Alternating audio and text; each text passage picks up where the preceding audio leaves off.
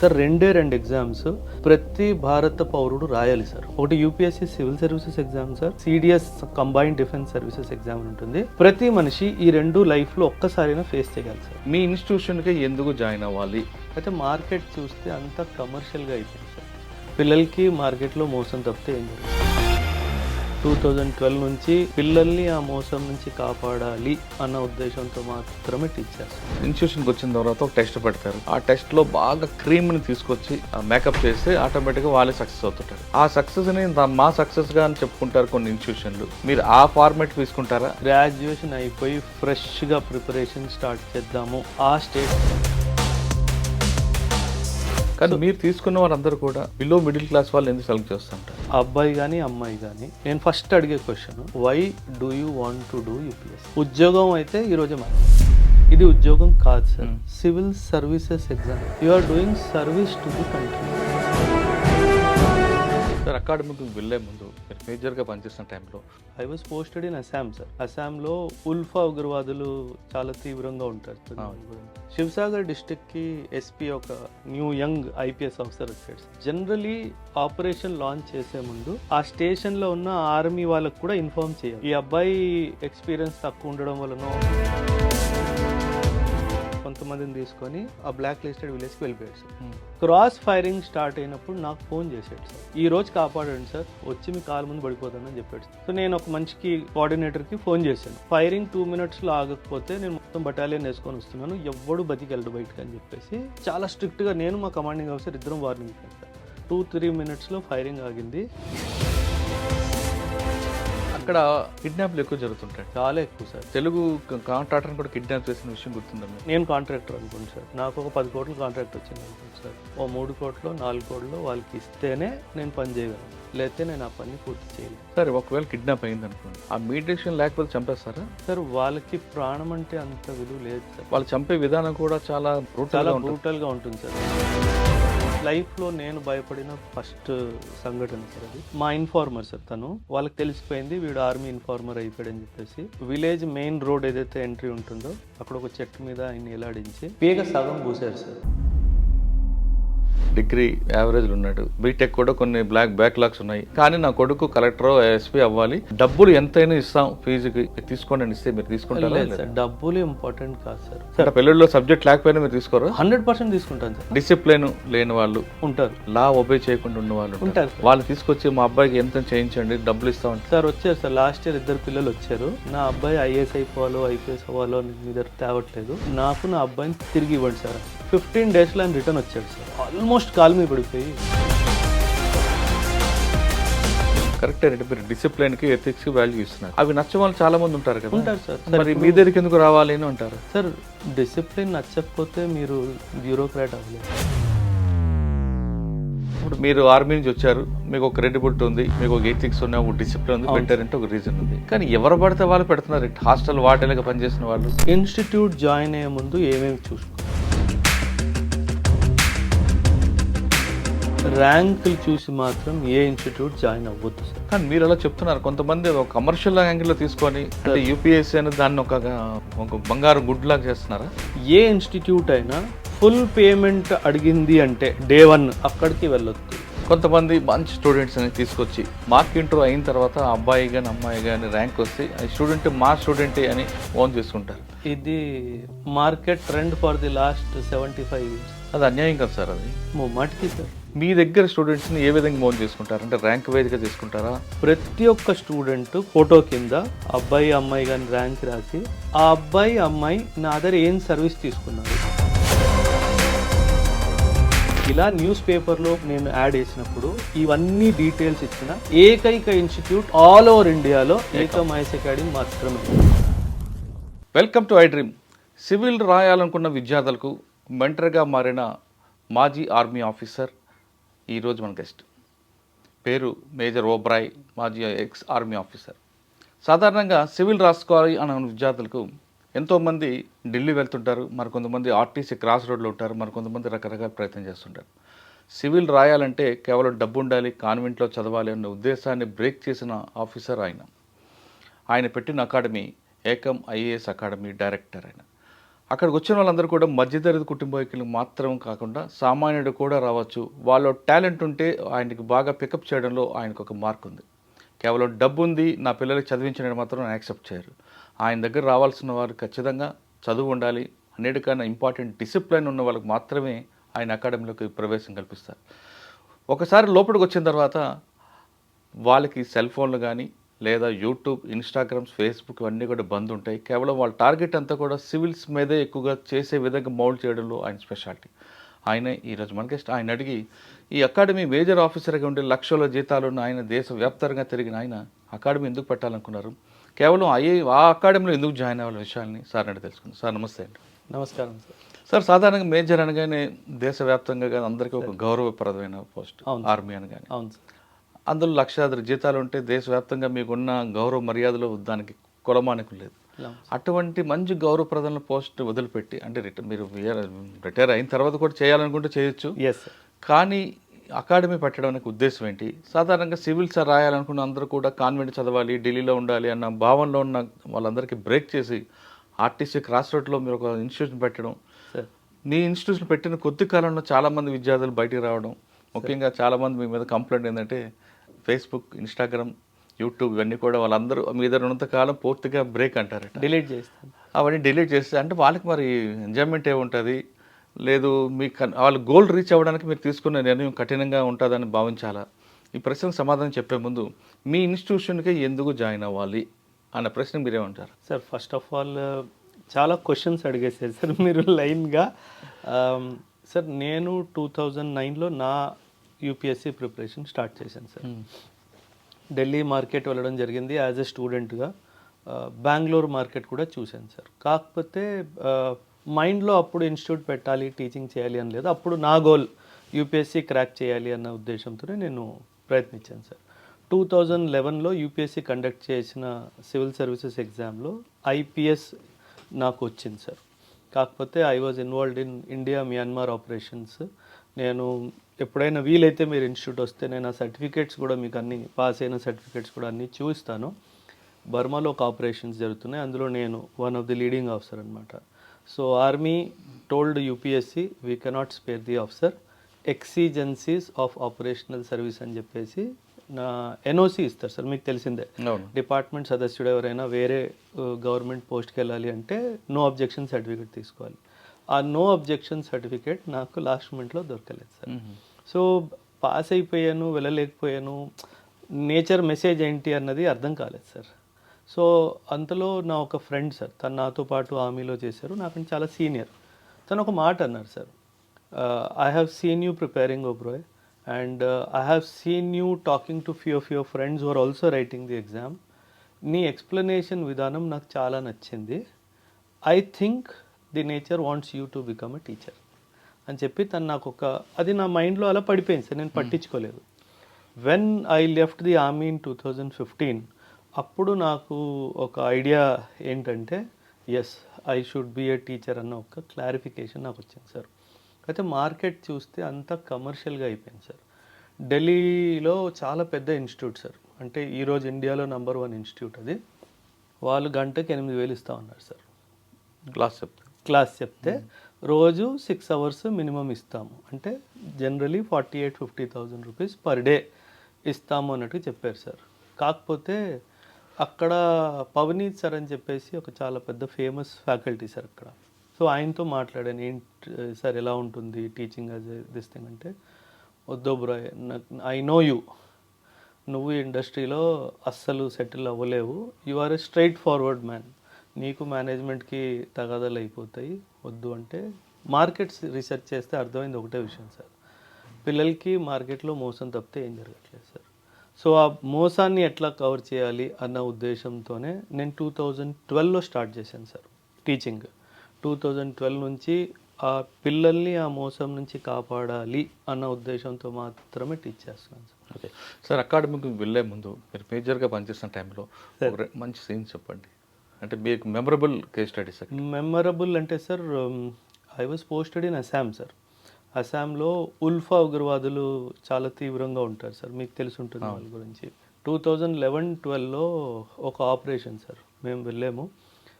అంటే polling season రాబోతుంది, elections 2014 elections రాబోతుంది.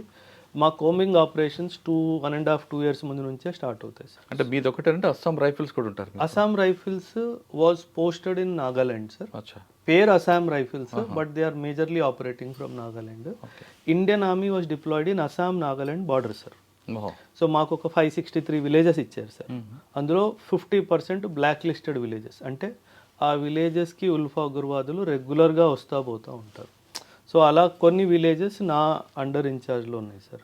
ఆ ఒక్క విలేజ్లో చాలా విచిత్రమైన ఇన్సిడెంట్ జరిగింది సార్. శివసాగర్ డిస్ట్రిక్ట్కి ఎస్పీ ఒక న్యూ యంగ్ ఐపీఎస్ ఆఫీసర్ వచ్చాడు సార్. జనరలీ ఆపరేషన్ లాంచ్ చేసే ముందు ఆ స్టేషన్లో ఉన్న ఆర్మీ వాళ్ళకు కూడా ఇన్ఫార్మ్ చేయాలి సార్. ఈ అబ్బాయి ఎక్స్పీరియన్స్ తక్కువ ఉండడం వలనో లేకపోతే నేను ఒక్కడనే చేసేయగలను అన్న ధైర్యంతో కొంతమందిని తీసుకొని ఆ బ్లాక్ లిస్టెడ్ విలేజ్కి వెళ్ళిపోయాడు సార్. క్రాస్ ఫైరింగ్ స్టార్ట్ అయింది సార్. క్రాస్ ఫైరింగ్ స్టార్ట్ అయినప్పుడు నాకు ఫోన్ చేశాడు సార్. సార్ ఇలా మేము వచ్చాము, క్రాస్ ఫైరింగ్ అవుతుంది, కాపాడండి సార్ అని చెప్పేసి. దెన్ ఐ వాజ్ లైక్, మాకు చెప్పకుండా నువ్వు ఎలాగ వెళ్తావు? నా ఏరియాలో నువ్వు వచ్చి నువ్వు ఆపరేషన్ చేస్తున్నావు, నాకు చెప్పలేదు. My team is on the ground, cross firing మీ మీద వాళ్ళు ఫైర్ చేస్తే నువ్వేం చేస్తావు అని చెప్పేసి ఫోన్లో తిట్టేశాను సార్ అబ్బాయిని. ఎస్పీ అబ్బాయి తిట్టేశాను. సార్ ఈ రోజు కాపాడండి సార్, వచ్చి మీ కాలు ముందు పడిపోతానని చెప్పాడు సార్. ఆ అబ్బాయి టీ గార్డెన్ కాలువలు ఉంటాయి సార్ ఫర్ ది వాటర్ ఫ్లోకి, అందులో పడుకొని ఉన్నాడు. అక్కడి నుంచి ఫోన్ చేస్తున్నాడు, సార్ బచాలో, హిందీలో చెప్తాను సార్, సార్ బచాలో ఘర్ మే ఆప్కి ఫోటో రఖుంగా, ఇంట్లో మీ ఫోటో పెట్టుకుంటాను దేవుడి పక్కన, నన్ను కాపాడండి సార్ అని చెప్పేసి ఫోన్ చేశాడు. అసలు నేను మా అమ్మ నా బూతులు తిట్టేశాను సార్. ఎందుకంటే ఆబ్వియస్లీ నీ ప్రాణమే కాదు, నీతో 36 మంది తీసుకెళ్ళావు, వాళ్ళ ప్రాణం రిస్క్లో చేసినట్టు కదా సార్. కాకపోతే we will have good contacts higher up in the cadre sir ఉల్ఫాలో. సో నేను ఒక మంచికి కోఆర్డినేటర్కి ఫోన్ చేశాను. ఫైరింగ్ 2 మినిట్స్లో ఆగకపోతే నేను మొత్తం బటాలియన్ వేసుకొని వస్తున్నాను, ఎవ్వడు బతికెళ్ళడు బయటకు అని చెప్పేసి చాలా స్ట్రిక్ట్గా నేను మా కమాండింగ్ ఆఫీసర్ ఇద్దరం వార్నింగ్ ఇచ్చాను సార్. ఆ 2-3 మినిట్స్లో ఫైరింగ్ ఆగింది. ఈయనని రిట్రీవ్ చేసుకున్నాం సార్. 16 కిలోమీటర్ల లోపల sir, not a joke. We took 3.5 hours to reach. మనకి ఇక్కడ ఉన్న హైదరాబాద్లో ఉన్న రోడ్లు లాంటివి కావు సార్ జంగల్స్లో. సో 3.5 hours అబ్బాయిని బయట తీసిన తర్వాత ఇంక మా కమాండింగ్ ఆఫీసర్ తిట్టాడు సార్. అంటే అది నాకు లైఫ్ లెసన్గా మారింది సార్. మనం ఏ పని చేసినా అందరినీ కోఆర్డినేషన్లో ఉంచాలి, లేదంటే మన ప్రాణాలకే ప్రమాదం అన్న లెసన్ నాకు ఆ రోజు అర్థమైంది సార్. కాకపోతే అబ్బాయి ఈరోజు డిఐజీ అయిపోయాడు సార్. కాకపోతే ఇప్పుడు ఫోన్ చేస్తాడు, సార్ ఆ రోజు మీరు కాపాడారు కాబట్టి నేను ఈరోజు బతుకున్నాను. వాళ్ళ మిస్సెస్ కూడా, బాబు ఉన్నాడు, వాళ్ళ మిస్సెస్ కూడా షీ కాల్స్ మీ భయ్యా. భయ్యా అక్కడ కిడ్నాప్లు ఎక్కువ జరుగుతుంటాయండి, చాలా ఎక్కువ సార్. ఒక తెలుగు కాంట్రాక్టర్ని కూడా కిడ్నాప్ చేసిన విషయం గుర్తుందా మీకు? కాంట్రాక్టర్లు సహజంగా సార్ చెప్తున్నాను, దీని గురించి నాకు పెద్దగా తెలీదు. సహజంగా నేను కాంట్రాక్టర్ అనుకోండి సార్, నాకు ఒక 10 కోట్ల కాంట్రాక్ట్ వచ్చింది అనుకోండి సార్, ఓ 3 కోట్లు 4 కోట్లు వాళ్ళకి ఇస్తేనే నేను పని చేయగలను, లేకపోతే నేను ఆ పని పూర్తి చేయలేను సార్. ఇది వాస్తవం సార్, ఇది వాస్తవం. సో ఏదో డబ్బుల విషయంలో లావాదేవీలో ఏదో తేడా జరిగి ఉండొచ్చు సార్. సో అది కిడ్నాప్. సరే ఒకవేళ కిడ్నాప్ అయింది అనుకోండి, ఆ మీడియేషన్ లేకపోతే చంపేస్తారా సార్? వాళ్ళకి ప్రాణం అంటే అంత విలువ లేదు సార్. అసలు వాళ్ళు they will not even blink their eye. కనురెప్ప కొట్టక ముందు కూడా వాళ్ళు డిసిషన్ తీసేసుకుంటారు. వాళ్ళకి వీడు వినట్లేదు, వీడి నుంచి డబ్బు రావట్లేదు, వీడు థ్రెట్ మనకి అనిపిస్తే క్షణం లోపలే they will take a decisions. చాలామందిని టీ గార్డెన్ మేనేజర్స్ని సార్, టీ గార్డెన్ మేనేజర్స్ చాలా టార్గెట్ అవుతారు. వాళ్ళు డబ్బులు అడిగితే ఇవ్వకపోతే వాళ్ళని టార్గెట్ చేస్తారు సార్. ప్రామినెంట్ బిజినెస్ మ్యాన్ ఎవరైతే ఏరియాలో ఉంటారో వాళ్ళు టార్గెట్ అవుతారు. ఇలా గవర్నమెంట్ కాంట్రాక్టర్లు సార్ ముఖ్యంగా వీళ్ళు టార్గెట్ అవుతారు. చాలా డబ్బులు ఇస్తారు సార్ వాళ్ళకి. ఇన్ఫ్యాక్ట్ మైక్లో చెప్పొచ్చో తెలియదు కానీ కొన్ని గవర్నమెంట్ కాంట్రాక్ట్స్లో గవర్నమెంట్ తరఫు నుంచి కూడా డబ్బు వెళ్తుంది సార్, లేదంటే ఆ ప్రాజెక్ట్ పూర్తి అవ్వలేదు సార్. వాళ్ళు కిడ్నాప్ చేసిన తర్వాత డబ్బులు ఇవ్వకపోతే చంపడం అనేది వాళ్ళకి పెద్ద పని కాదు సార్. వాళ్ళు చంపే విధానం కూడా చాలా బ్రూటల్గా ఉంటుంది సార్. నేను ఒక ఇన్సిడెంట్ చెప్తాను సార్, ఒక విలేజ్ ఇన్సిడెంట్. నాకు చెప్తుంటే కూడా కొంచెం ఇదవుతుంది. నాకు లైఫ్లో నేను భయపడిన ఫస్ట్ సంఘటన సార్ అది. మా ఇన్ఫార్మర్ సార్, తను వాళ్ళకి తెలిసిపోయింది వీడు ఆర్మీ ఇన్ఫార్మర్ అయిపోయాడని చెప్పేసి తన్ని చంపిన విధానం సార్ అసలు మామూలుగా కాదు సార్. విలేజ్ మెయిన్ రోడ్ ఏదైతే ఎంట్రీ ఉంటుందో అక్కడ ఒక చెట్టు మీద ఆయన ఎలాడించి పీగ సగం కోసారు సార్. సగం కోసేసి అందులో పైప్ పెట్టి కింద గిన్నె బౌల్లో ఒక రక్తం అంతా వచ్చేలాగా ఆయన ప్రాణంతో ఉండేలాగా చనిపోకుండా ప్రాణంతో ఉండేలాగా కట్ చేశారు సార్. అన్ని నరాలన్నీ కట్ చేశారు sir. See the learning part sir. ఎక్కడైతే ఆయన్ని హ్యాంగ్ చేశారో ఆడ కింద ఐఈడి పెట్టారు సార్, ఇంప్రొవైజ్డ్ ఎక్స్ప్లోజివ్ డివైస్. దూరం కొండ మీద కూర్చొని అక్కడ వెయిట్ చేస్తున్నాడు. ఆర్మీ వాడు రాగానే బటన్ నొక్కాలి అని చెప్పేసి. లక్కీగా మేము వెళ్ళినప్పుడు నా ఇద్దరు సోల్జర్స్ ఇంకా రీచ్ అవ్వలేదు సార్, ఒక 5-6 మీటర్స్ దూరంలో ఉన్నారు, వాడు నొక్కేశాడు సార్. చాలా సివియర్ ఇంజరీస్ వచ్చాయి సార్ ఇద్దరికి. సో వాళ్ళు ఎంత ప్లాన్గా చేస్తారంటే సార్ 2 విషయాలు. ఒకటి, మా గురించి ఆర్మీకి కానీ పోలీస్ కానీ చెప్తే మీకు ఇలా జరుగుతుంది, అదొక మెసేజ్. ఆర్మీ వాళ్ళకి కానీ పోలీస్ వాళ్ళని మాతో పెట్టుకుంటే మీరు కూడా పోతారు అన్న మెసేజ్. అంటే 2 మెసేజ్లు కింద వరకు పంపిస్తారు సార్. చాలా స్ట్రాంగ్. ఇప్పుడు చాలా తగ్గిపోయింది సార్. ఇప్పుడు లేదు. అంటే ఇప్పుడు అంత ఫండమెంటలిజం అన్నది చాలా తగ్గిపోయింది. కాకపోతే ఇప్పుడు మోర్ ఆఫ్ ఎక్స్టార్షనిజం ఎక్కువైపోయింది సార్. ఆ ఫండమెంటలిజం పోయింది సార్. ఎందుకంటే పెద్ద పెద్ద కార్డర్స్ వాళ్ళు కూడాను వాళ్ళు కార్డర్ని వదిలేసారు సార్. అంటే డబ్బులు తీసుకొని డ్రగ్ ట్రాఫికింగ్ చాలా ఎక్కువైపోయింది సార్ అక్కడ. మయన్మార్ నుంచి, థాయిలాండ్ నుంచి, లావోస్ నుంచి డ్రగ్స్ వస్తాయి సార్. గోల్డెన్ ట్రయాంగిల్ అని చెప్పేసి ఒక ప్లేస్ ఉంటుంది sir, Thailand, Laos and Myanmar. అక్కడ చాలా డ్రగ్ వస్తుంది సార్. సో వీళ్ళు డ్రగ్ పెడ్లర్స్గా మారిపోయారు, చాలా డబ్బు వచ్చేసింది సార్. సో ఆ ఫండమెంటలిజం పక్క జరిగిపోయింది సార్. ఇవి కాకుండా మీకు బాగా ఇంకా గుర్తుండిపోయింది సార్ కాశ్మీర్లో కానీ? కాశ్మీర్లో సార్ ఒక ఇన్సిడెంట్ సార్, ఒక జైషే మొహమ్మద్కి సంబంధించిన ఒక టెర్రరిస్ట్ సార్. అంటే అగైన్ పెయిన్ఫుల్ ఇది సార్. ఆపరేషన్లో ఉన్నాం సార్. మేము మైక్లో అరిచాము, నాన్న నువ్వు వచ్చేసేయి, నీకేం చేయము, నిన్ను చంపము అంటే 2 చేతులు ఎత్తుకొని పైకి వచ్చేసాడు సార్. మాతో మిస్టేక్ ఏం జరిగిందంటే one of my young officers Ankit అని చెప్పేసి, కెప్టెన్ అంకిత్, నేను అప్పటికే చెప్తూనే ఉన్నాను, Ankit be careful, be careful, be careful, don't go closer to అని చెప్పేసి. వాడు బాడీ మీద హ్యూమన్ బాంబు ఉంది సార్. వాడు చెయ్యి వెనకాతల తాడు పెట్టుకున్నాడు. ఈ కెప్టెన్ ఎప్పుడైతే దగ్గరికి వెళ్ళాడో తాడు లాగేశాడు సార్. సో తిను కూడా పోయాడు, తను కూడా పోయాడు sir. So that is a very big lesson in life sir. ఎప్పుడు వాళ్ళ దగ్గరికి వెళ్ళకూడదు, అన్లెస్ అండ్ అంటిల్ వాళ్ళ బట్టలన్నీ ఇప్పేస్తే కానీ వాళ్ళ బాడీ మీద ఏముందో మనకు తెలియదు. So that is also big lesson. Excellent officer sir, అబ్బాయి నార్త్ ఇండియన్ అబ్బాయి అంకిత్ అని చెప్పి, అంకిత్ సింగ్ అని చెప్పి సార్. ఇప్పుడు కాశ్మీర్లో స్టోన్ బెల్టింగ్ ఎక్కువ జరుగుతుంటుంది. అవును సార్. జరిగినప్పుడు మీరు బయటకు రావాలి, ఎక్కడికి వెళ్ళిపోయి రౌండ్ అప్ చేశారనుకోండి. అవును. బయటకు రావాలనుకున్నప్పుడు ఆ కాశ్మీర్ సంబంధించిన వ్యక్తికి జీపుకి ముందు కట్టి వస్తుంటారట. ఎందుకంటే ఆ స్టోన్ బెల్టింగ్ ఆగిపోద్దనా, లేదు ఈయన దాన్ని ఫేస్ చేయాలన్నా? లేదు సార్. ఆ ఎపిసోడ్ మీరు విన్నది one of the majors army officer తను. అది ఎలా అవుతుందంటే సార్, ఒకసారి మనం ఆపరేషన్కి వెళ్ళినప్పుడు ఒకసారి విలేజర్స్ అందరు కూడా బ్లాక్ లిస్టెడ్ అయిపోతారు, వాళ్ళని సపోర్ట్ చేయడం స్టార్ట్ చేస్తారు సార్. ఆ స్పర్ ఆఫ్ ది మూమెంట్, ఆ మూమెంట్లో తనకి ఏం చేయాలి, అక్కడ సేఫ్గా ఎలా బయట రావాలో తెలియకపోతే జీప్ మీద ఒకరిని కట్టేసి, ఇప్పుడు నన్ను స్టోన్ పెల్టింగ్ చేస్తే ఫస్ట్ ఆ అబ్బాయికి తగులుతుంది కదా sir. So that was, it is not a government policy కాదు సార్ అది. ఆ మూమెంట్లో ఆ ఆర్మీ ఆఫీసర్ ఇన్ఛార్జ్ ఎవరైతే ఉన్నారో ఆయనకు అది అనిపించింది, ఆయన అలా చేశాడు. సో దానికి మనము ఇంకేం చేయడానికి లేదు సార్. అంటే దానికి విమర్శించడానికి లేదు, దాన్ని సమర్థించడానికి కూడా లేదు సార్. కాకపోతే అది as a policy guidelines ఆర్మీది అది కాదు సార్. ఎందుకంటే ప్రాణం ఎవరిదైనా ప్రాణం కదా sir. So army values life like sir. నేను ఇప్పుడు వేరే ఇన్స్టిట్యూట్స్లో కూడా పనిచేస్తాను కదా సార్, ఐఎమ్ గవర్నమెంట్ ఆఫీసర్ ఇవన్నీ. సో ఏదైనా ఇన్స్టిట్యూషన్ ఒక ప్రాణానికి వాల్యూ ఇస్తుంది అంటే అది ఆర్మీ సార్. ఎందుకంటే ప్రాణం విలువ తెలుసు కాబట్టి సార్. సార్ మనం మీరు 2015లో బయటకు వచ్చిన తర్వాత ఇన్స్టిట్యూషన్కి వద్దాం సార్. సాధారణంగా కొంతమంది ఏమంటారంటే ఇన్స్టిట్యూషన్కి వచ్చిన తర్వాత ఒక టెస్ట్ పెడతారు, ఆ టెస్ట్లో బాగా క్రీమ్ని తీసుకొచ్చి వాళ్ళకి బాగా మీరు క్రీమ్ని ఇంకా మరింత మేకప్ చేస్తే ఆటోమేటిక్గా వాళ్ళే సక్సెస్ అవుతుంటారు. ఆ సక్సెస్ని మా సక్సెస్గా అని చెప్పుకుంటారు కొన్ని ఇన్స్టిట్యూషన్లు. మీరు ఆ ఫార్మాట్ తీసుకుంటారా, లేదు సక్సెస్ కాని వాళ్ళని తీసుకొచ్చి వాళ్ళని బాగా రుద్ది ఆ ఇన్స్టిట్యూషన్ యొక్క వాల్యూని పెంచుతారా? సార్ నేను చాలా సింపుల్ సార్. మన దగ్గర గ్రాడ్యుయేషన్ అయిపోయి ఫ్రెష్గా ప్రిపరేషన్ స్టార్ట్ చేద్దాము, ఆ స్టేట్ నుంచి స్టార్ట్ చేస్తాను సార్. అసలు వాళ్ళకి బుక్ కూడా ఏమీ తెలియదు, అసలు ఏమీ తెలియని పిల్లలకి స్టార్ట్ చేస్తాను.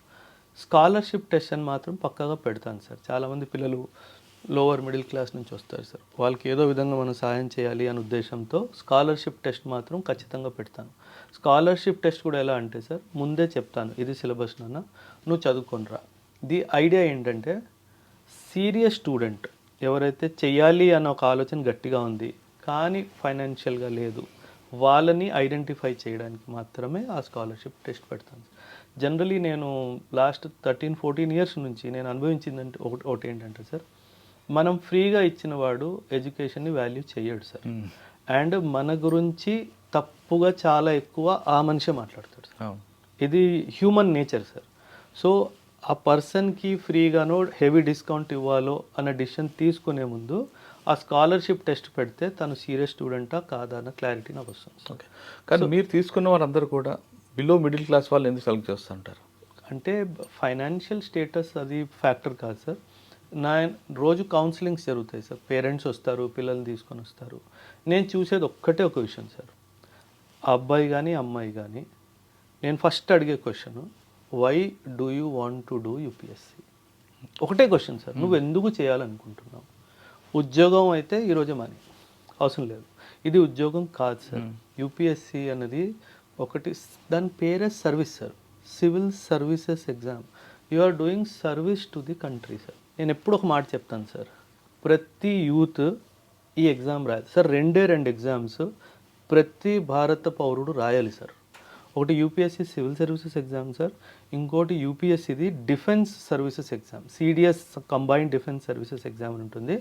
ఆ ఎగ్జామ్ పాస్ అయిన తర్వాత services selection board SSB interview మీరు వినే ఉంటారు. ప్రతి మనిషి ఈ 2 లైఫ్లో ఒక్కసారైనా ఫేస్ చేయాలి సార్. ఎందుకంటే మన దేశానికి మంచి యూత్ అవసరం ఉంది సార్. ఇప్పుడు నేను రీసెంట్ ఒకటి CAG report sir, controller and auditor general report వచ్చింది సార్. బిఎస్ఎన్ఎల్కి 1756 crores లాస్ వచ్చింది సార్. బిఎస్ఎన్ఎల్ ఏం చేసింది, జియో వాళ్ళకి వాళ్ళ టవర్స్ యూస్ చేసుకోవడానికి పర్మిషన్ ఇచ్చింది సార్.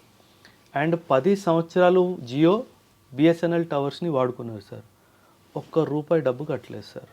బిఎస్ఎన్ఎల్ ఎక్స్ప్లెనేషన్ ఏం చెప్పింది తెలుసా సార్, మేము బిల్లు చేయడం మర్చిపోయాము అని చెప్పారు సార్. అసలు అర్థం ఉందా సార్ ఆ మీనింగ్? అసలు ఎలా చెప్తారు సార్ మీరు ఆ మాట? యాజ్ అన్ ఇన్స్టిట్యూషన్ మీరు సర్వీస్ ప్రొవైడ్ చేసి నేను బిల్లు చేయడం మర్చిపోయానని చెప్తారా? 1756 crores దేశానికి నష్టం వచ్చింది సార్. సో నేనేమంటానంటే సార్, ప్రతి యూత్కి వాళ్ళ దేశాన్ని కాపాడుకునే బాధ్యత ఉంది సార్. రీసెంట్గా చెప్తాను సార్, అందులో ఎందుకు, హెచ్సియులో ఒక సంఘటన జరిగింది సార్. కొంచెం గచ్చిబౌలి ఏరియాలో 400 acres ఆఫ్ ల్యాండ్ ఒక చిన్న ఇష్యూ జరిగింది సార్. ఆ గవర్నమెంట్ విరుద్ధంగా యూత్ నిల్చున్నాడా, ముసలోడు నిల్చున్నాడా సార్? యూత్. సో మన దేశాన్ని కాపాడే బాధ్యత యూత్దే సార్. అబ్బాయి అయినా సరే వాళ్ళు లాఠీ చార్జులు తిని పోలీస్ స్టేషన్కి వెళ్ళిన తర్వాత ఎలా హింసిస్తారో మీకు తెలిసిందే సార్. ఇవన్నీ ఎందుకు వాళ్ళకి రూపాయి వస్తుందా సార్? ఇప్పుడు ఆ ల్యాండ్ కాపాడితే ఒక హెచ్సియూలో చదువుతున్న స్టూడెంట్ కానీ వేరే స్టూడెంట్ కానీ గవర్నమెంట్ ₹1 ఇస్తుందా సార్? రాదండి, రాదు కదా సార్. దెబ్బలు తినాలి, రోజంతా ఎండలో నిల్చోవాలి. ఎందుకంటే ఒక కాజ్ సార్. కాజ్ ఏంటి? నా దేశము, నా భూమి, నా కంట్రీ, నా స్టేట్. సో అదేవిధంగా నేను అందుకే చెప్తున్నాను సార్, ప్రతి పౌరుడు ఈ సివిల్ సర్వీసెస్ ఎగ్జామ్ రాస్తే దేశం పట్ల ఒక నేషనలిజం ఫీలింగ్, ఒక పేట్రియాటిజం ఫీలింగ్ పెరుగుతుంది సార్. దానివల్ల లాంగ్ టర్మ్లో దేశానికి చాలా లాభం వస్తుంది సార్. సార్ అందుకే నేను ఇన్స్టిట్యూట్లో ఎందుకు పిల్లలు వస్తారంటే సార్ బుక్స్ ఎవరైనా చెప్పవచ్చు సార్. మీరు ఒక సంవత్సరం చదివితే మీరు కూడా చెప్పవచ్చు సార్, ఏమైనా పెద్ద పనేం కాదు సార్. నేను వాళ్ళ మైండ్ మీద వర్క్ చేస్తాను సార్. డే 1 నుంచి నీ మైండ్లో నెగిటివ్ ఏంటో కనుక్కుంటాను, దాన్ని డిలీట్ చేసి పాజిటివ్ ఎలా పెట్టాలో. పేరెంట్స్ ఎంత హ్యాపీ ఫీల్ అవుతారంటే వాళ్ళ ప్రవర్తన మారిపోతుంది సార్. అదే డిసిప్లిన్ ఇంపార్టెంట్ కదా. డే 1 నేను చెప్పాను కదా సార్ మీకు, వచ్చిన రోజు నేను ఫస్ట్ క్లాస్ తీసుకుంటానా, ఫోన్లు అందరూ ఓపెన్ చేసి ఇన్స్టాగ్రాము, యూట్యూబ్ 2 డిలీట్ చేస్తా. పిల్లలు ఏడుస్తారు సార్, లిటరల్గా ఏడుస్తారు. నాకు పర్వాలేదు సార్, ఎందుకంటే after 2 years they will be king. Instagram వాళ్ళకి అవసరం లేదు సార్, యూట్యూబ్ వాళ్ళకి అవసరం లేదు. ఒక పాప నిల్చొని సార్ యూట్యూబ్లో క్లాసెస్ ఉంటాయి కదా అన్నట్టుగా అంది సార్. అయితే అవే క్లాసెస్ వినమ్మా అని చెప్పేసి వెళ్ళిపోని చెప్పాను. ఇప్పుడు నీకు యూట్యూబ్లో క్లాస్ ఉంటే నా దగ్గరికి ఎందుకు వచ్చావు? మరి యూట్యూబ్ చదువుకోరాదు నువ్వు? సరే, నాకు చాలామంది క్వశ్చన్ అడిగారు సార్, ఎందుకు మీరు డిస్కరేజ్ చేస్తారు యూట్యూబ్ అంటే. మీరే చెప్పండి సార్, ఒక ఇష్యూ మీద మీరు విన్నారు, ఒక ఇష్యూ మీరు చదివారు, ఏది బుర్రలో బాగా ఎక్కుతుంది సార్? వినేది ఎక్కుతుంది అని మీరు అనుకుంటున్నారు. కాకపోతే సైంటిఫిక్ అనాలిసిస్ ఏమంటుందంటే, when you read something your mind is processing that information and farming an opinion about that issue అని చెప్తాను సార్. యూపీఎస్సీలో కావాల్సింది ఒపీనియన్ సార్.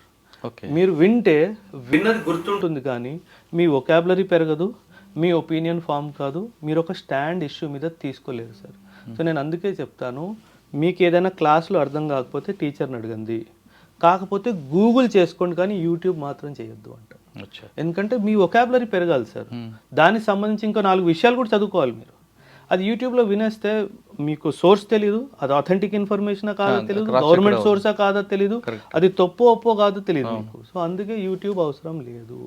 పుస్తకాలు చాలు సార్. మేము పాస్ అవ్వాలా, మా టైంలో యూట్యూబ్ లేవు కదా సార్, జనాలు పాస్ అవ్వలేదా? అండ్ ఇప్పుడు అంటే తప్పుగా అనుకోకండి సార్, పిల్లలకి ఒక్క line English statement without grammatical mistake రాయడం రావట్లేదు సార్. దానికి కారణం ఏంటి సార్? ఎందుకంటే పుస్తకాలు చదవడం మానేసేస్తారు.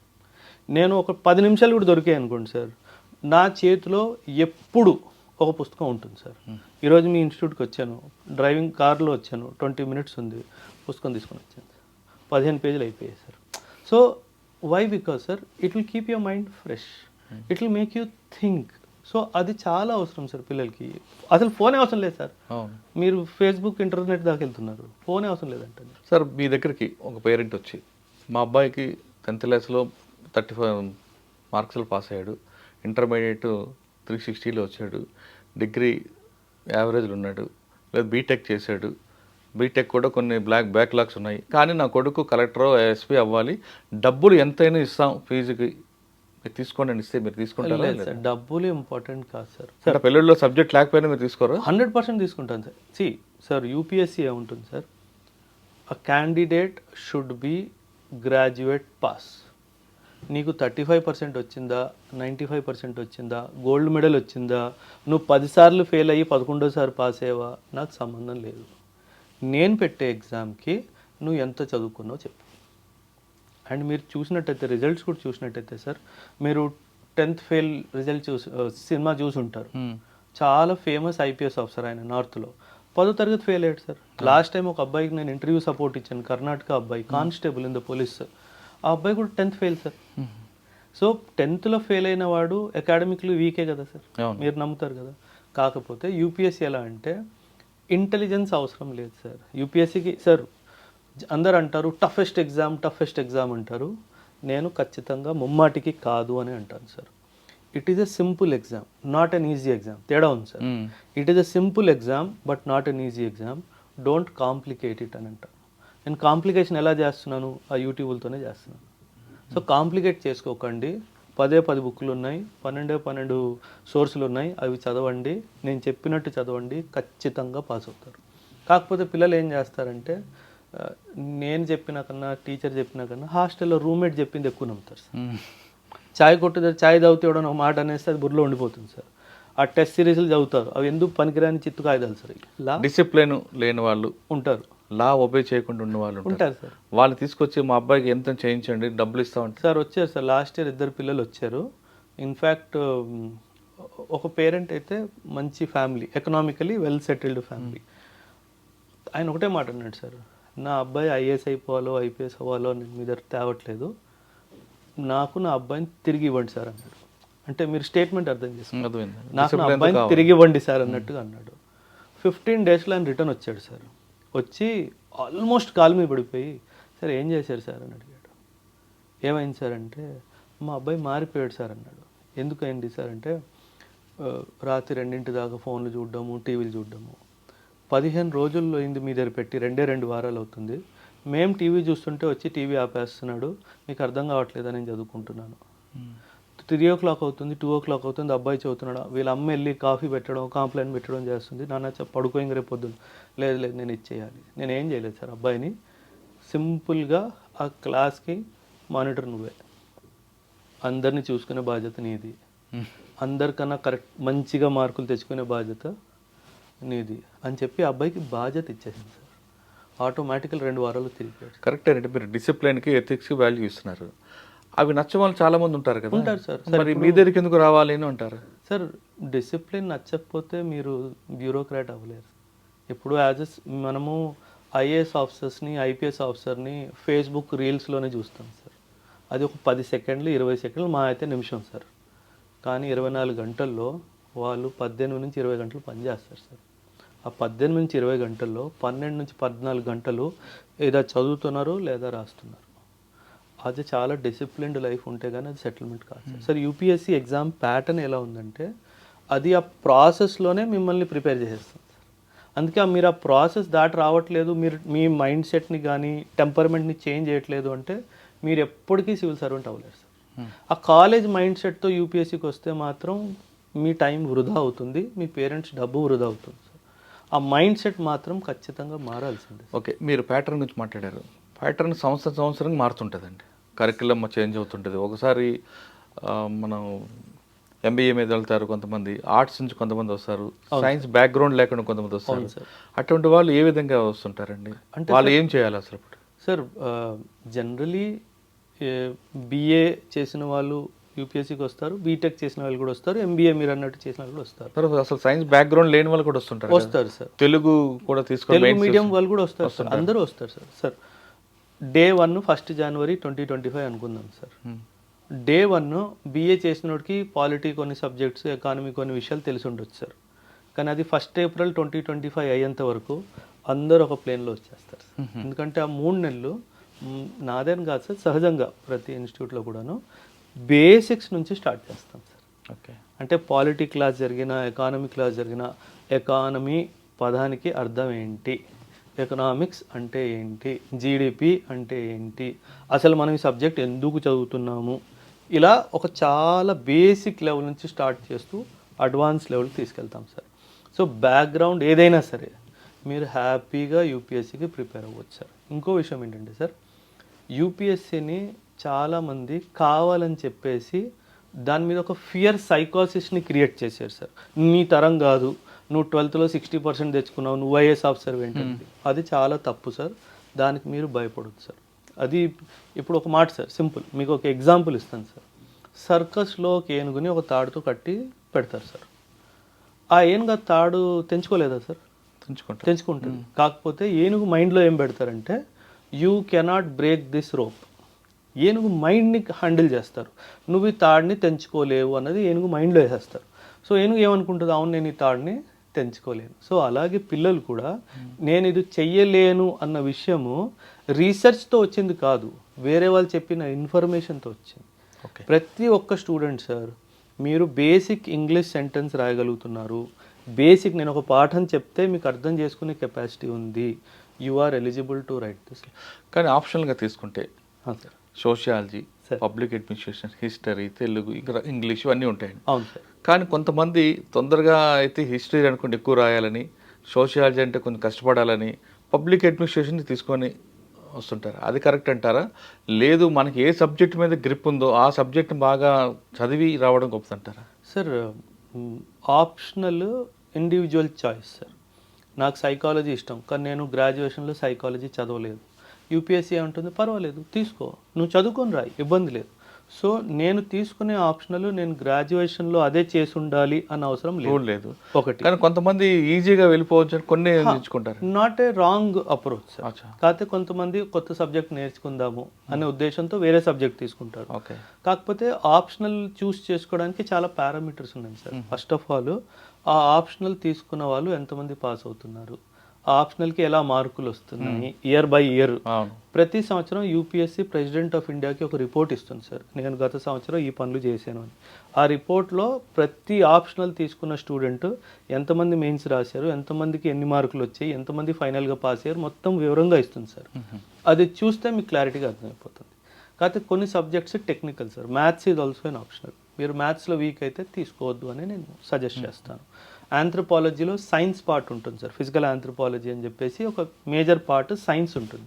మీరు 10th తర్వాత సిఈసి తీసుకొని, బీకామ్ తీసుకొని, బిఏ తీసుకొని చదివారు. మీరు ఆంథ్రోపాలజీ తీసుకుంటే సైన్స్లో కొంచెం కష్టపడతారు, ఫిజికల్ ఆంథ్రోపాలజీలో కష్టపడతారు. సో మీరు ఒక 2-3 months ఫౌండేషన్ జర్నీ అయిపోయిన తర్వాత ఏ సబ్జెక్టులు మీకు దగ్గరగా అనిపిస్తున్నాయో, నేను చేయగలను అనిపిస్తుందో దాన్ని బట్టి తీసుకుంటే మంచిది. ప్రస్తుతం అయితే political science, sociology excellent subject sir. So అక్కడ మంచి స్కోప్ గ్రోత్ ఉందా? అవును సార్. మంచి political science, political science and international relations ఒక సబ్జెక్ట్ సార్.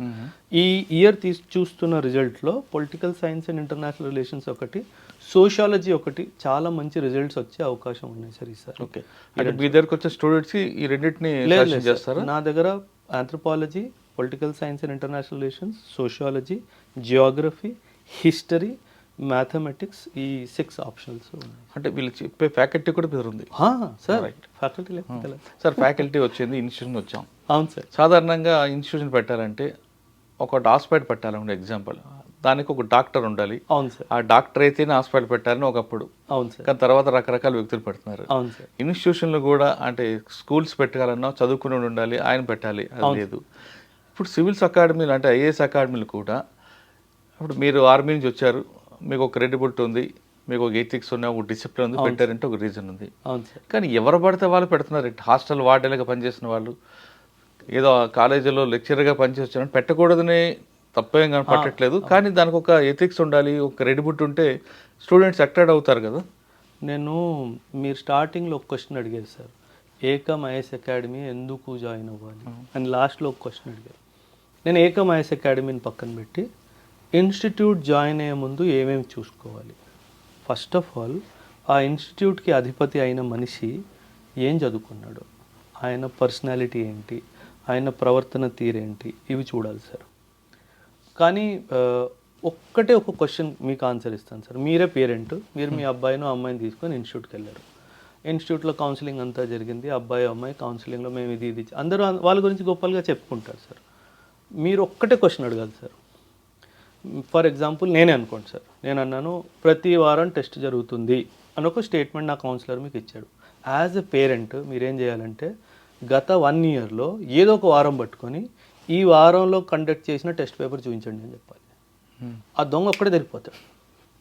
నేను చెప్తున్నాను కదా సార్ మీకు. ఎందుకు అంటున్నానంటే టెస్టులు పెట్టట్లేదు, క్లాసులు సరిగ్గా జరగట్లేదు, మెంటర్షిప్ పేరుకు మాత్రమే మిగిలిపోయింది సార్. నేను మెంటర్షిప్ గురించి వస్తాను సార్ మీ దగ్గరకు ఒక మాట. ఎందుకు ఈ మాట చెప్తున్నానంటే, ఎందుకు ఎగ్జామ్ ఇంపార్టెంట్ అంటే, ఎగ్జామ్ రాసి రాసి రాసి రాసి ఎంత అలవాటు అయిపోవాలి అంటే మెయిన్ ఎగ్జామ్ కూడా వీకెండ్ ఎగ్జామ్ లాగా అయిపోవాలి. నేను అన్నిసార్లు రాయిస్తాను సార్. 11 నుంచి 12 నెలలు సార్ కోర్సు. 52 వీక్స్ 54 వీక్స్ వస్తుంది. ఒక్కొక్కసారి పండుగలు అవన్నీ వస్తాయి వీకెండ్లో తీసేస్తే మినిమం 45 to 48 వీక్స్ ఎగ్జామ్ ఉంటుంది సార్.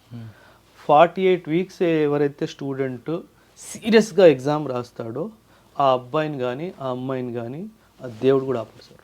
ఎందుకంటే అంత సిన్సియారిటీ తోటి ఆ అబ్బాయి కానీ ఆ అమ్మాయి కానీ ఎగ్జామ్ రాశాడు సార్. కానీ కొన్ని ఇన్స్టిట్యూషన్లు ఎవరో ఒక ప్రముఖుడిని ఫోటో పెట్టి ఎప్పుడో గతంలో చదువుకున్న వ్యక్తిని స్టూడెంట్ యొక్క ర్యాంక్స్ పెట్టుకొని సార్ మా ఇన్స్టిట్యూట్ గొప్పది అంటే చెప్తుంటారు. మరి మీరు ఎవరు ఫోటో పెడుతున్నారు సార్? సింపుల్ సార్, ఒకటే మాట. అంటే మీరు ఎవరు మెంటర్ మీకు, లేదు మీరేనా? ఒక మాట సార్, నేను అదే చెప్తున్నాను కదా, ర్యాంకులు చూసి మాత్రం ఏ ఇన్స్టిట్యూట్ జాయిన్ అవ్వద్దు సార్.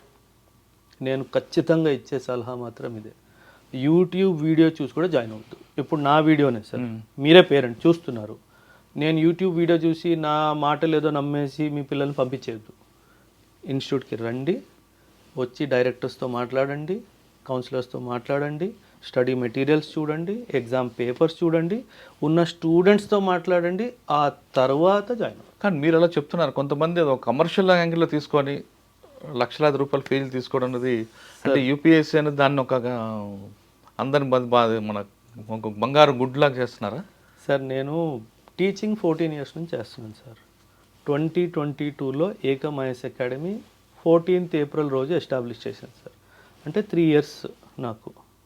నేను ఈరోజు మార్కెట్లో నంబర్ 1 నంబర్ సెకండ్ పొజిషన్లో ఉన్నాను సార్. 3 ఇయర్స్లో నేను టాప్కి ఎందుకు వచ్చాను సార్? మీ కష్టం. నేను ఇచ్చిన సర్వీస్ స్టూడెంట్కి సార్. నేను ఏదో డిసిషన్ సార్, ఏకంలో ఒక డిసిషన్ తీసుకోవాలంటే student is in the centre of the decision making. ఈ డిసిజన్ వల్ల స్టూడెంట్కి లాభమా నష్టమా? లాభం అయితే ఎస్, నష్టం అయితే డ్రాప్. ఓకే, అది ఎన్ని లక్షలు లాస్ అవనివ్వండి, ఎన్ని కోట్ల లాస్ అవనివ్వండి, డ్రాప్ అంటే డ్రాప్ అంతే.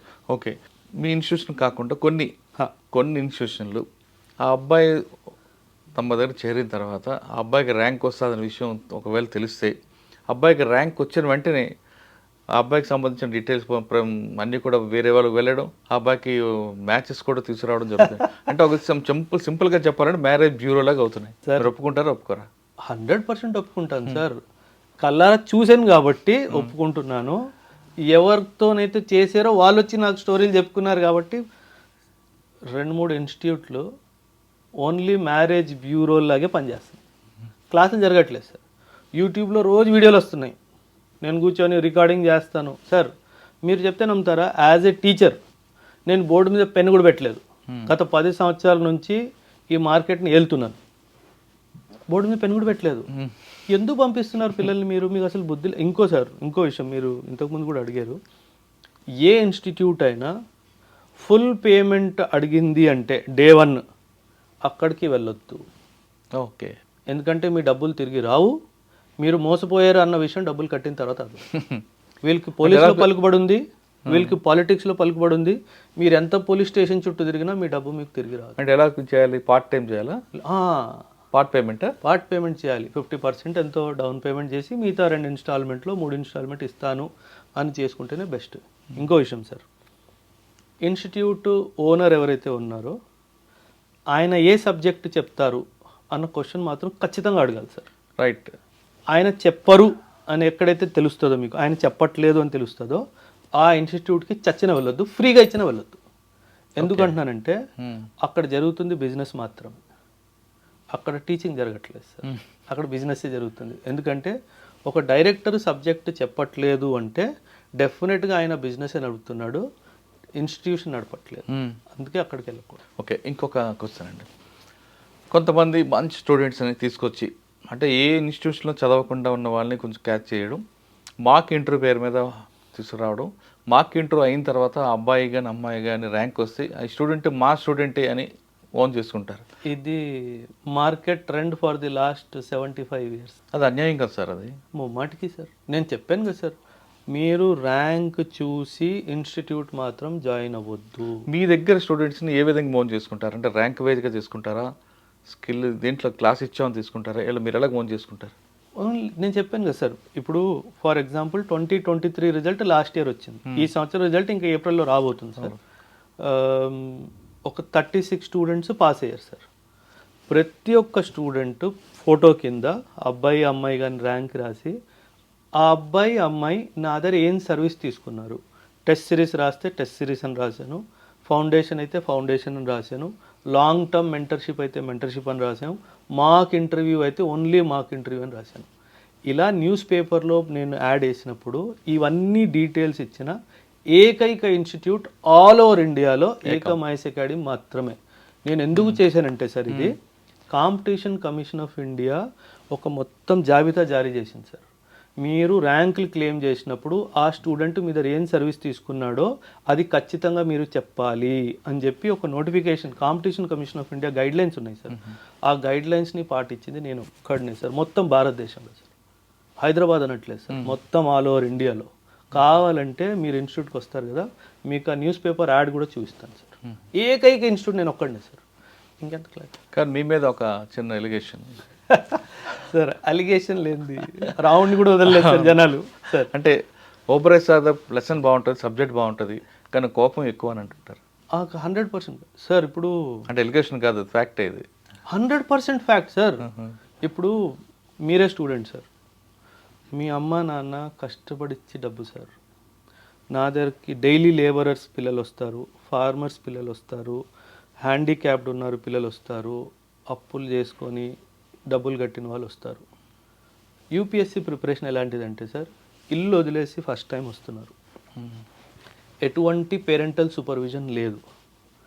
నేను జోక్గా రానన్నా బాగున్నావా, ఏముందిలే క్లాస్లో ఈరోజు అని ఉంటే వాళ్ళ జీవితాలు నాశనం అయిపోవాలి. కానీ మేము డబ్బులు కడుతున్నాం, మీకెందుకు మెలకువది అనేది వాళ్ళ బాధ. నాకు డబ్బు అవసరం లేదు సార్, డబ్బు సార్ సింపుల్ సార్. నేను ఇన్స్టిట్యూట్ పెట్టిన రోజు తిరుపతిలో ఉన్నాను సార్, గుడిలో ఉన్నాను.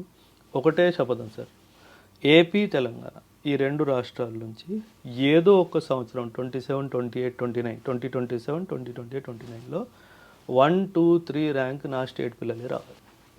అది నా కోరిక సార్. సూపర్. ఆ కోరిక కోసం నేను పిల్లలతో స్ట్రిక్ట్గా ఉండాల్సి వస్తుంది, నేను ఖచ్చితంగా ఉంటాను కూడా సార్. ఎందుకంటే ఇప్పుడు మీరు తీసుకుంటే మ్యాక్సిమం పిల్లలు యూపీ బీహార్ నుంచి వెళ్తున్నారు. ఎడ్యుకేషన్ ఏం బాగాలేదు, మీకు తెలిసిందే, అస్సలు పరిస్థితులు ఏం బాగాలేవు. అయినా అక్కడి నుంచే పిల్లలు ఎందుకు పాస్ అవుతున్నారు? ఖచ్చితంగా కోరుకుంటున్నారు కాబట్టి. మన పిల్లలకి చెడ్డ అలవాట్లు చాలా ఎక్కువగా అయిపోయాయి సార్. అవన్నీ కంట్రోల్ చేయాలంటే నేను as a head of the ఫ్యామిలీగా స్ట్రిక్ట్గా ఉండాలి కదా సార్. ఏజ్ పరంగా చూసుకున్నా I'm the eldest in the institute sir. So నేను స్ట్రిక్ట్గానే ఉండాలి కదా సార్. పిల్లలతో నేను జోవియల్గా నేను ఉండలేను సార్. సార్ మీ దగ్గర వచ్చిన స్టూడెంట్స్కి ప్లాన్ బి కూడా ఉండాలని చెప్పి 100%. కాకపోతే డే 1 కాదు సార్. ఫౌండేషన్ మొత్తం అయిపోయిన తర్వాత 1 సంవత్సరం మీరు ఓన్గా ప్రిపేర్ అయిన తర్వాత ఒక మంచి ఖచ్చితంగా ఒక అటెంప్ట్ ఇచ్చిన తర్వాత రిజల్ట్ని బట్టి నేను చెప్తాను సార్.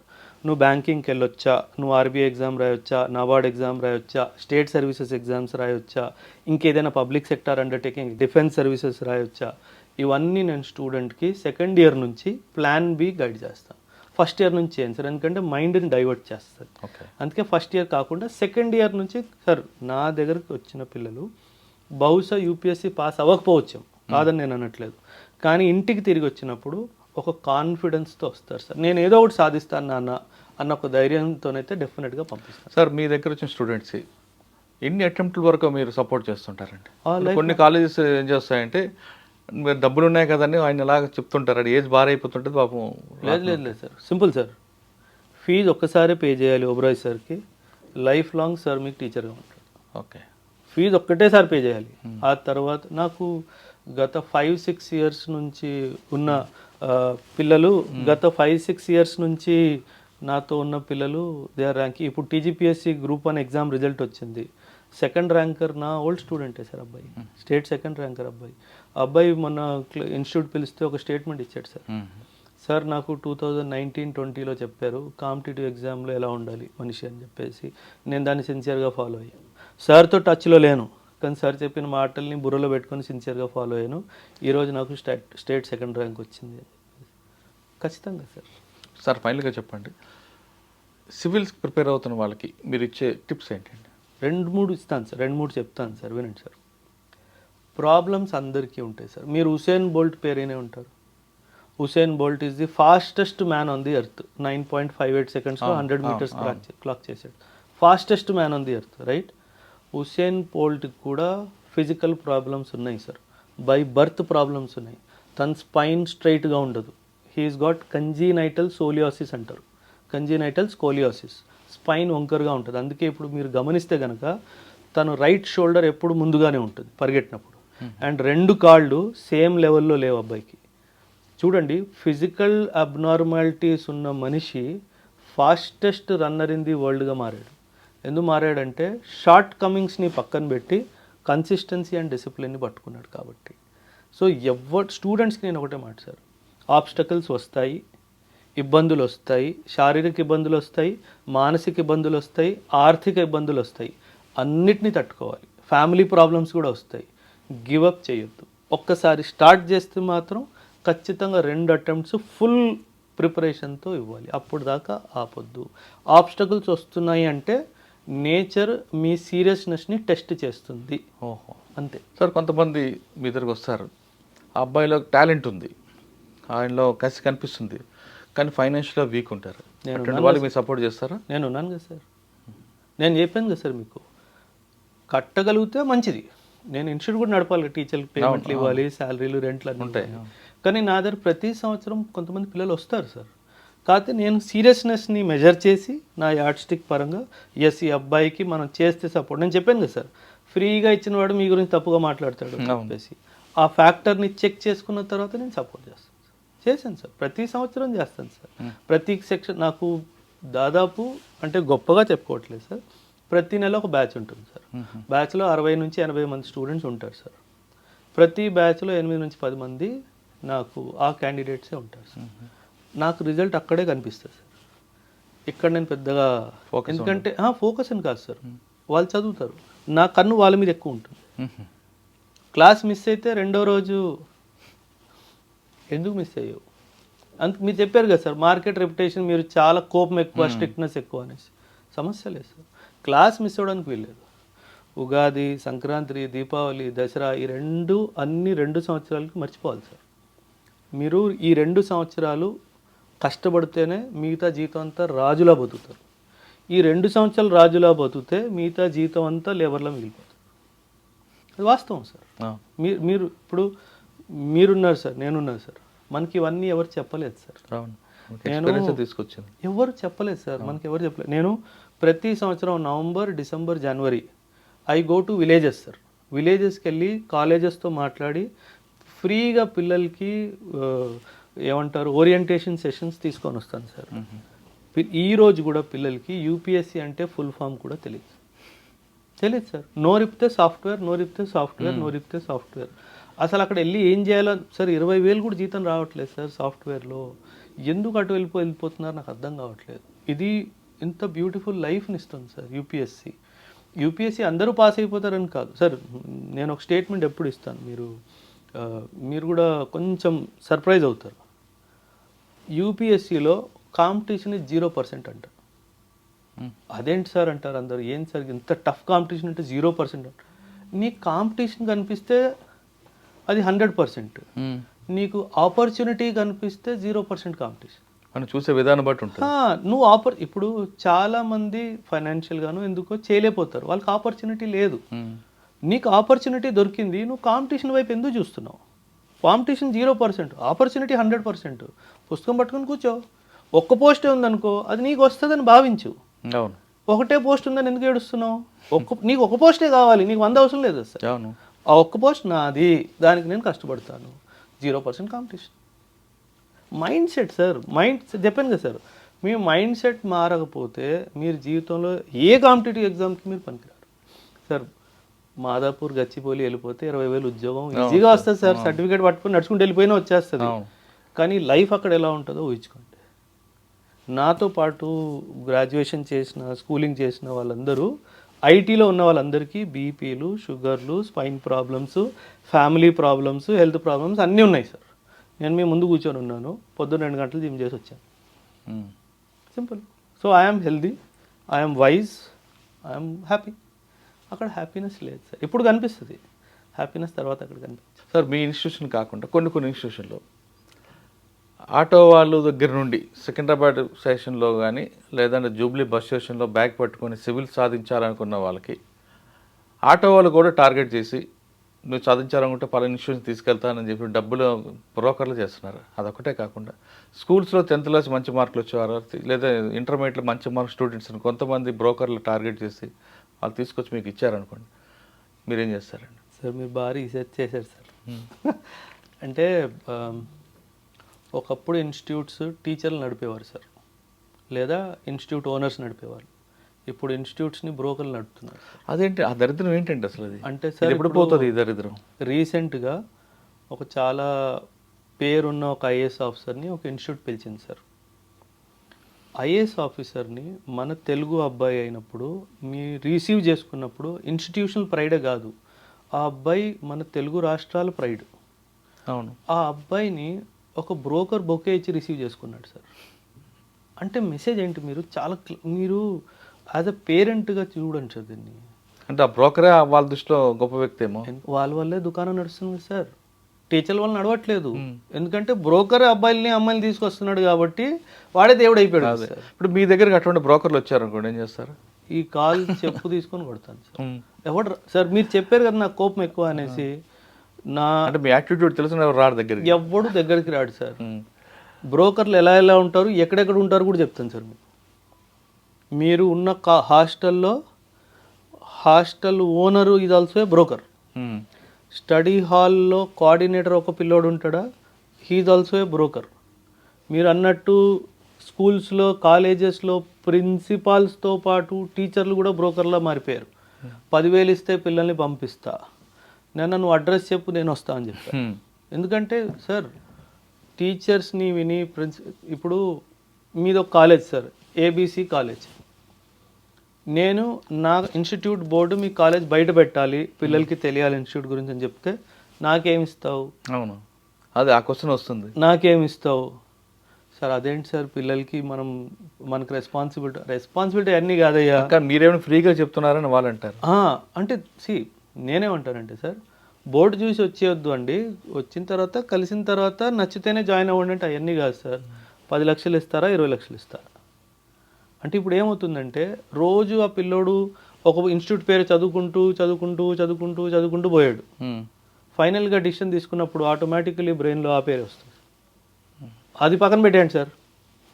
ఎలక్ట్రిక్ పోల్స్ ఉంటాయా? ఎలక్ట్రిక్ పోల్స్ మన రాష్ట్ర వ్యాప్తంగా అన్నిట్లో ఉంటాయి, ఏపీ తెలంగాణలో. ఒక ఇన్స్టిట్యూట్ అక్కడ దాకా ఎందుకు, మీ కింద స్టూడియో ఉంది కదా, ఒకసారి ఎలక్ట్రిక్ పోల్ మీద గమనించండి, ఏం పేరు ఉంది? మీ institute. They have covered every electric pole of the state. అవునా? దానికి పెద్ద కాంట్రాక్ట్ సార్. అండ్ వీళ్ళు ఎలా అంటే ఎయిర్టెల్ సార్, మీకు ఎయిర్టెల్ అని కనిపిస్తుంది. మీరు షాప్కి వెళ్తారు, ఏ సిమ్ కావాలంటే నోట్లోంచి ఎయిర్టెల్ అని వస్తుంది. ఎందుకంటే మీ మైండ్ ఎయిర్టెల్ని 1,00,000 సార్లు రీడ్ చేసింది కాబట్టి. అదే విధంగా వాళ్ళు పోలి మీద పేరు చదివి అలవాటైపోయి ఎక్కడికి వెళ్ళాలంటే ఫలానా ఇన్స్టిట్యూట్కి వెళ్ళిపోవాలి సార్. మైండ్ని చాలా ఘోరంగా క్యాప్చర్ చేస్తారు సార్. సింపుల్గా మీకు అర్థమైన లాంగ్వేజ్లో చెప్తాను సార్. క్రికెట్ చూస్తారా సార్? హెలికాప్టర్ షాట్ ఎవరిది సార్? ఎవరిది? MS ధోని. నేను కూడా ధోని ఫ్యాన్ సార్. కానీ హెలికాప్టర్ షాట్ ధోనిది కాదు సార్, మొహమ్మద్ అజరుద్దీన్. మీడియా ఏం చేసింది, అది ధోనిది అని చెప్పి మార్కెటింగ్ చేసింది. అదేవిధంగా ఈ బ్రోకర్స్ అందరూ మీ మైండ్ని కరప్ట్ చేస్తారు, దానికి పడిపోవద్దు. Please try to understand, somebody is trying to control your mind. అది అవనివ్వకుండా యు కమ్, యు సీ. నేను నా ఇన్స్టిట్యూట్ నచ్చితే జాయిన్ అవ్వండి, నచ్చకపోతే ఆల్ ది బెస్ట్, సర్వే జన సుఖినో భవన్, ఆల్ ది బెస్ట్, అంతే కదా. దానికంటే నేను ఎక్కువ ఏం చెప్పలేను సార్. ఓ లాస్ట్ 2 months ముందు ఒక అమ్మాయి వచ్చింది సార్, ఎదురుగానే చాలా పెద్ద ఇన్స్టిట్యూట్, నాకు ఆ ఇన్స్టిట్యూట్లో చదువుకుంది అమ్మాయి వచ్చింది. ఏంటమ్మా అంటే ఇలా కాన్ఫిడెన్స్ రావట్లేదు సార్, ఫౌండేషన్ అయిపోయింది అంది. ఎందుకు రావట్లేదు అంటే ఎకానమీ వీక్ అమ్మా అని అంది. నేను అప్పుడే నా క్లాస్ స్టూడెంట్ ఒక అమ్మాయిది క్లాస్ నోట్స్ చూస్తున్నాను, కరెక్ట్గా రాస్తుందా లేదా అనేసి. నేను నోట్స్ ఇలా తిప్పి చదవమ్మా అంటే ఒక 2 minutes తర్వాత that girl started crying sir. ఏమైందమ్మా, ఎందుకు ఏడుస్తున్నావు అంటే 2 years నుంచి లోపం నాలో అనుకున్నాను సార్. లోపం నాలో కాదు, నాకు మోసం జరిగిందన్న విషయం నాకు ఇప్పుడు అర్థమైంది. ఒకవేళ ఆ విధంగా గుర్తించిన వాళ్ళ మీద కేసు పెట్టచ్చా, మోసపోయానని చెప్పి? సార్ ఇప్పుడు చెప్పాను కదా సార్, అంతా mafiaism sir. Political mafiaism, goonda mafiaism, YouTube broker mafiaism చాలా ఘోరంగా నడుస్తుంది సార్. మా పిల్లలు ఏంటంటే అన్నెసర్లీ పోలీస్ స్టేషన్లో పేరు ఎందుకు అన్న భయంతో ఆగిపోతారు సార్. కానీ పిల్లలు పులి స్టాప్ పడాలంటే ఎవరో ఒకరు ముందుకు రావాలి కదండి. రావాలి సార్. ఇప్పుడు ఏకం ఎందుకు వచ్చింది అనుకుంటున్నారు సార్? పోలీస్ స్టేషన్ కాకపోతే కనీసం దారిని కరెక్ట్గా చూపించాలి బాధ్యత ఉంది కదా సార్ మనకి. సార్ మీరు చెప్తే నమ్మరు సార్, గత 10-12 ఏళ్ళ నుంచి నంబర్ 1, నంబర్ 2 పొజిషన్లో ఉన్న వాళ్ళు చాలా మోసం చేశారు సార్ పిల్లలకి. అందుకే మన హైదరాబాద్ మార్కెట్ మీద పిల్లలకి ట్రస్ట్ కూడా పోతుంది సార్. నేను బెంగళూరుకి వెళ్ళాను సార్ లాస్ట్ వీక్, 35 to 38% మన పిల్లలే ఉన్నారు సార్. మన పిల్లలే ఉన్నారు. ఎందుకున్నారు అక్కడ? పెద్ద ఫ్యాకల్టీ ఎవరు బాగాలేరు. ఇక్కడ అంతా ఒకరి మీద ఒకరు బురద జల్లుకోవడానికి బిజీగా ఉన్నారు సార్. అందుకే అలా తయారైంది సార్ మార్కెట్. సివిల్స్ రాయాలనుకున్న వారికి కేవలం డబ్బులు ఉండాలి, కాన్వెంట్లో చదువుకోవాలని కాదు, మన సంకల్ప బలం గట్టిగా ఉంటే సామాన్యుడు కూడా సివిల్స్ సాధించవచ్చు అంటున్నారు ఓబ్రాయ్ సాబ్. ఇంకొక విషయం ఏంటంటే, మీరు ఇన్స్టిట్యూషన్కి వెళ్ళినప్పుడు ఆ డైరెక్టర్ కూడా ఏ సబ్జెక్ట్ చెప్తున్నారనే విషయం స్పష్టంగా అడగండి. తర్వాత ఆ క్లాసులు చూసిన తర్వాతే మీ పిల్లల్ని జాయిన్ చేయండి. కానీ పేపర్లో ప్రకటన చూసో లేదా డిస్ప్లేలు చూసో ఎవరి ప్రముఖుల ఫోటోలు చూసో మాత్రం మీ పిల్లలు జాయిన్ చేస్తే మీరు మోసపోతారంటూ చెప్తున్నారు. మరొక విషయం ఏం చెప్తున్నారంటే, డబ్బులు కూడా ఒకేసారి పే చేయకుండా కేవలం పార్ట్ టైం పే చేసి తర్వాత అబ్బాయి విషయం చూడండి. ఒకవేళ అది కూడా కాకపోతే మీరు డ్రాప్ అవడం బెస్ట్ అంటూ చెప్తున్నారు. ఇంకా చాలా మేజర్ విషయం ఏం చెప్తున్నారు, ఏకంలోనే ఎందుకు జాయిన్ అవ్వాలి అన్న దానికి చాలా క్లారిటీ ఇచ్చారు. ఇక్కడికి వచ్చిన తర్వాత సివిల్ సాధించిపోయినా కానీ అబ్బాయి ప్లాన్ బి ఉంటుంది. అంతేకాకుండా ఒక మంచి క్రమశిక్షణ గల భారతీయ పౌరుడిగా బయటకు రావడం ఖచ్చితం అంటూ మేజర్ ఓబ్రాయ్ సాబ్ చెప్తున్నారు. ఇది మేజర్ ఓబ్రాయ్ గారితో ఎక్స్క్లూజివ్. వచ్చే వారం మరో గెస్ట్తో మళ్ళీ కలుద్దాం. అంతవరకు నమస్తే. Thank you sir. Thank you very much sir. Thank you very much sir.